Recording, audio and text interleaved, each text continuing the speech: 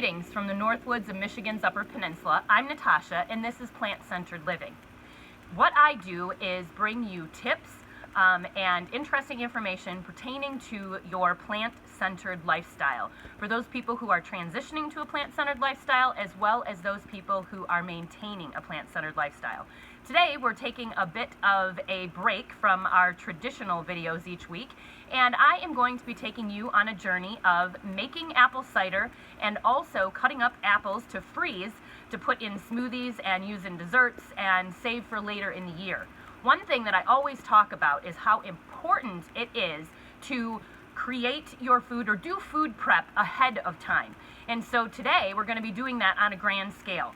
For those of you who know me, you know that I live in a late 1800s log cabin in Michigan's Upper Peninsula. It's the original homestead on my parents' 40 acres. So today we are actually at my folks' place next door, and we are in and around their summer kitchen. That's what we call it. We boil maple syrup here. We also do cider and much food prep for the year. So we are going to start off today by showing you the setup that we go through to put together our apple cider. So what you are looking at right now is what we call the outdoor summer kitchen. It's where we do much of our food prep for the winter. It's nice not to have to do all of that in the indoor, in the house, in our kitchen in the house. So you kind of see here that there is a great deal of setup going on for apple cider, and I am going to have my dad, Joel, explain how that all works for us. So Dad, can you give us an idea of what's going on here? Well, we're just getting ready to put everything together, and right now inside we have the fire going in the boiler. That's just so we have plenty of hot water, and that's all ready to go. The cider press here, which is over 120 years old. Over 120 years old. Yeah, it's been refinished and fixed up a few times. It's still in operation, and we get a couple of gallons for each press that we do, so about a bushel of apples, and we do that. So we'll start that pretty quick. We have lots of apples over here. We got about 40 bags of apples. Let me zoom in on those. So about 40 bags of apples that we purchased locally from a couple who have been selling apples locally for over 25 years. They're both retired school teachers. They have over 200 trees, and they sell these bags of apples that are not sprayed and from their home orchard. All right, what else do we have, Dad? Should we go inside here? Well, let's come on inside, and we have this, just for your information, the everything that's here, we kind of built this as a family project, and all the wood and everything was from here on the property. And we have it set up so that we can do maple syrup in the spring. It's our sugar shack, and then it turns into a canning operation, food preservation, cider making operation, and that's kind of the mode that we're in right now. Show me the boiler over here just to give people an idea, because you built this boiler too, correct? Yep, the boiler is just made out of a 55-gallon drum, and I just took an old saw blade and a saw and lots of eye protection, and made a door in it and a top in it. I have a stainless steel pan on it that you can heat water in. Of course, this is for maple syrup in the spring. But then we also use that hot water here in the kitchen. And up here is we can can 24 quarts at a time, and that just slips into the big pan, and you can do 24 hot pack cans. So what that does is it keeps the actual jar upright. Yeah, upright and apart. Okay. To do it. So yeah, this pan will hold 20 gallons of water or 20 gallons of sap, and it heats it up very quickly. So we have plenty of water that we can just pull out of the tap at any time, and there it is. And in fact, right now I'm just kind of doing an apple just as a treat a little later on. A warm apple. A warm apple. So anyway, that's the basic structure of this. If the weather gets cold or it's nasty, you can roll down all the sides, and that keeps the wind off and everything, but this time of year generally we just leave it open and let it go. Oh, that's great. And so all that plastic that rolls down on the sides, that actually came from a greenhouse on the farm that I used to own. So we try really hard to recycle, repurpose, upcycle items for things that we do here on the homestead. So let me just show you real quickly some of the other items here in the kitchen. We have an old wood stove here in the corner.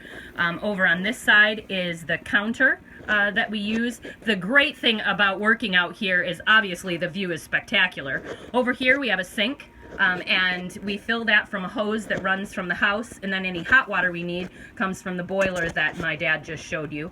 And then out here, back to where the apples are, Dad, take us through the process really quickly of kind of how you're going to do this, and then we'll actually do it live later. Okay, first of all, the apples, no matter how clean they are, and these are all organic apples, so they haven't been sprayed with anything at any time.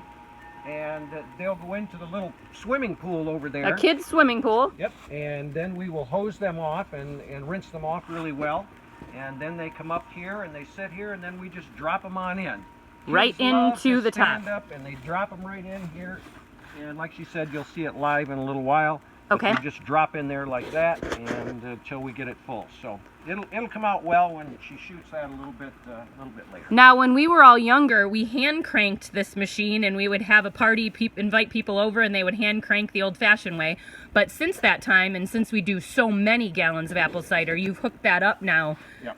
Well, I broke my leg one year, and I said that's enough, and I'm getting too old for that. And so I hooked up an electric motor that is 100 years old itself, it seems, and now it just kind of does its thing. We can use the crank if we don't have electric, but we just need a lot of people to help do that cranking then. Gotcha. That makes sense. Well, great. Well, we will show it to you live later. We may have our neighbors, my sister and her two boys, come over and help us as well. And my mom is there in the background. Do you want to give us a wave there in the background? Thanks, Mom. All right. We will show you more later. Over here is our four-wheeler. And we do a lot of hauling of materials with that. And then you can kind of see the forest that surrounds the outdoor kitchen here. Over here we've got some of the jugs that we will be putting the cider in, and then also some Ziploc bags where we will freeze some apples. And just to give you an idea, we do freeze jugs of apple cider to use throughout the entire year.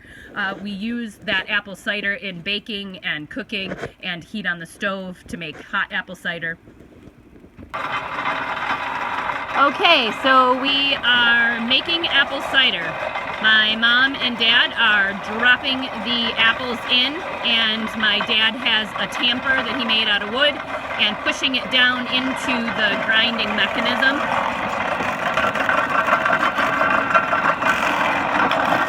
You can see how you push it through the grinding teeth, and it goes down into a wooden basket or crate, and it is lined with, it's very similar to a cheesecloth. Okay, now after we have run the apples through the hopper, you can see that the basket gets full and there are lots of crushed apples. And so now what happens is you fold over the top of that, and then my dad is going to place a heavy wooden piece over that. And then you can see there's a mechanism by which it screws down on top of that.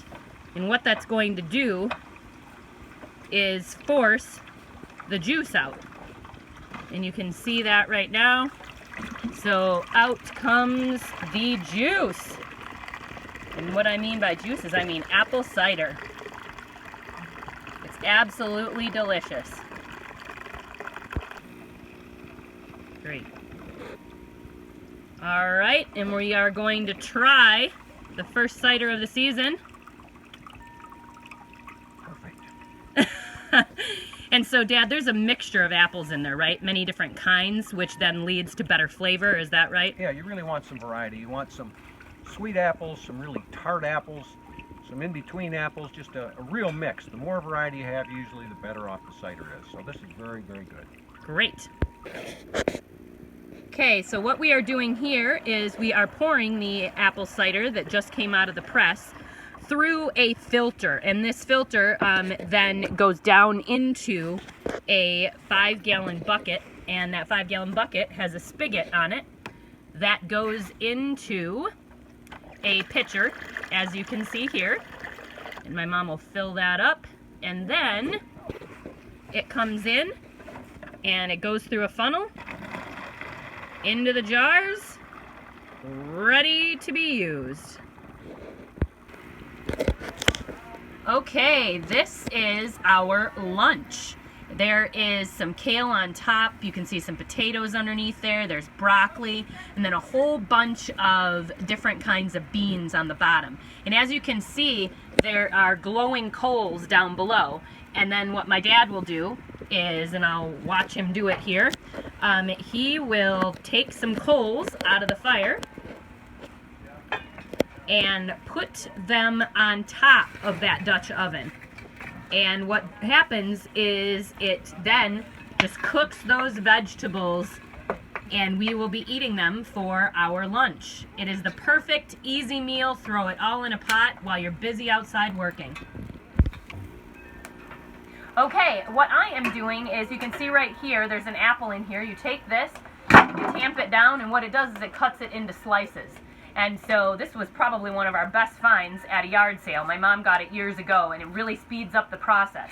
And then as you can see right here, Dad, if you can kind of come in a little bit on this, my dad made this bag holder here, which makes it very easy to put the slices inside.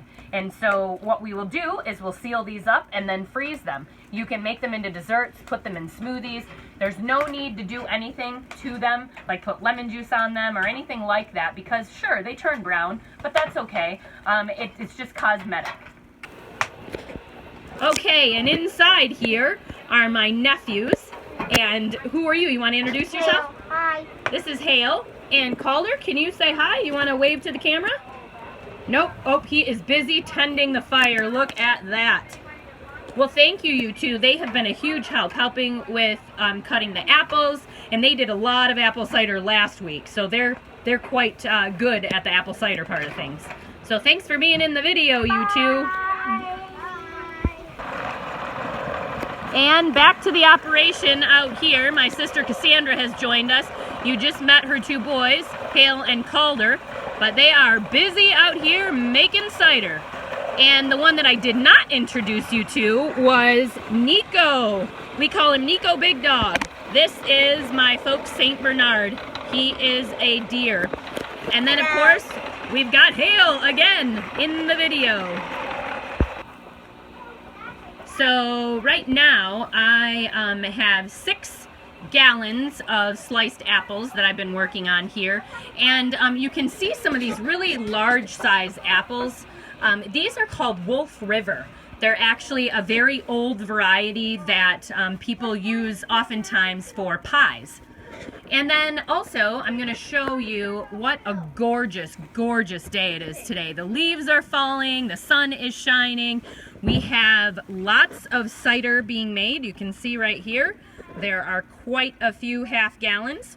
And then I also wanted you to see what's in the trailer here. So this is all of the apple pulp. And what we will do is we'll take that to the back of the property, and then all of the wildlife will have a party. So that's what will happen with that. And now over this way, my sister Cassandra is finishing up the last batch here before lunch. Dad is working here over on the press, and Mom is continuing to clean additional apples. So we're going to be taking a lunch break very soon, and we'll fill you in. Oh, Hale and Calder are over there waving at everybody. All right, so we are sitting down to a delicious meal that was cooked in the Dutch oven. You can see right here there's potatoes on top, and I just pulled away that top layer. There's some sweet potatoes and carrots and broccoli and then beans on the bottom. It's going to be so delicious. What a quick and easy meal when you're in the middle of a big project. What a great plant-centered day. And to top it off, we had that wonderful meal made in the Dutch oven, cooked in the coals of the fire. So I hope that today inspired you to do some food preparation, getting ready for the winter, or even just getting ready for your week. It's so much easier if you can plan ahead. It helps us all to eat healthier and better, and it makes cooking and eating more joyful. So if any of you are interested in help with your plant-centered lifestyle, please give me a call, 906-235-5430. You can go to my website at www.plantcenteredliving.com or follow me on Facebook at Plant Centered Living. Please become part of our plant-centered community. I'm here to help support you in whatever way it is that you need. Have a great week. I'll talk to you soon.